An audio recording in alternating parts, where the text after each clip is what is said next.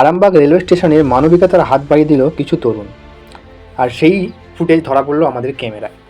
তীব্র শীতে কাঁপছে স্টেশন চত্বর, পাশে দাঁড়ালো কিছু মানুষ। আরামবাগ রেলওয়ে স্টেশনের কম্বল বিতরণ। আরামবাগ রেলওয়ে স্টেশনের এই প্ল্যাটফর্ম প্রতিদিনই শত মানুষের আনাগোনা, কিন্তু শীতের এই ভোরে এখনও জমে থাকা মানুষের চোখে লেখা আছে কিছু সংগ্রাম, আছে অপেক্ষা, আছে অসহায়তার ছাপ। ঠিক সেই সময়ে পাশে দাঁড়িয়ে এগিয়ে এলেন কিছু মানবিক সহযোগী, মানবতার ফেরিওয়ালা। কম্বল তুলে দেওয়া হচ্ছে, বৃদ্ধ হাত বাড়াচ্ছেন, শিশু মুচকি হাসছে।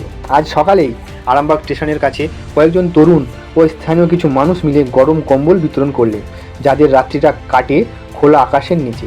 কোনোদিন ভেবেছেন? কোনো প্রচার নয়, কোনো শো অফ নয়, শুধু মানুষের প্রতি মানুষের দায়িত্ববদ্ধতা। একজন কম্বল গ্রহণকারী বৃদ্ধা জানালেন, বাবারা না আসলে আজ রাত কিভাবে কাটতো জানি না, শীতের যে কেমন কামড়ায় সেটা তো আমরা বুঝি। তারা কাঁপা কাঁপা গলার সাথে মিশে যাচ্ছিল সকালবেলার হাড় কাঁপানো ঠান্ডা। তরুণদের সাক্ষাৎকারে কিন্তু স্বাভাবিক লাজুক চোখে নম্রতা।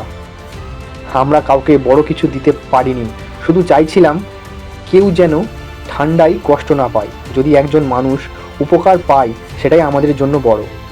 তাদের কথাই নেই কোনো নাটকীয়তা, নেই কোনো অভিনয়, শুধু সরল মানবিকতা। প্ল্যাটফর্মে বসে অসহায় মানুষদের গায়ে কম্বল জড়িয়ে উচ্চ হাসি। ধীরে ধীরে কম্বল ঢেকে যেতে থাকা অনেক মানুষের শীত জর্জর রাত, চোখে স্বস্তির ছাপ, মুখে ছোট্ট হাসি। এই ছবিগুলো আমাদের মনে করিয়ে দেয় এখন মানবীয়তা বেঁচে আছে মানুষের মধ্যেই।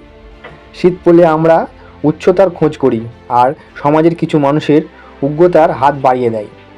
অন্যের দিকে আরামবাগ রেলওয়ে স্টেশনে আজকের এই উদ্যোগ শুধু কম্বল বিতরণ নয়, এটা এক অংশ থেকে অন্য অংশের মানুষকে ছুঁয়ে যাওয়ার গল্প। আর হয়তো এমনই ছোট ছোট প্রচেষ্টা বদলে দিতে পারে আমাদের সমাজের মুখ। ব্যুরো রিপোর্ট মেহবুব আলমের সঙ্গে আমি মিহির। আপনারা দেখছেন বিএন বাংলা টিভি এবং তার সঙ্গে আলোড়ন বাংলা টিভি। ধন্যবাদ।